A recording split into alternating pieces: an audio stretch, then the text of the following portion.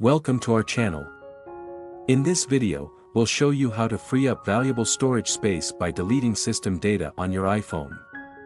Whether you're running out of space or just want to optimize performance, follow these steps. First, you need to back up your iPhone. Always back up your iPhone before erasing system data to avoid data loss. Use iCloud or iTunes to create a backup.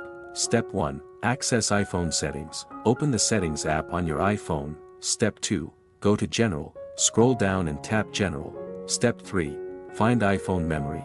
Tap iPhone storage to see storage details. Step 4. Delete system data.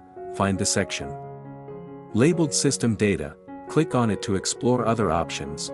Delete any unnecessary files, caches, or logs. Note, some factors, like Siri's voice or font, can contribute to this.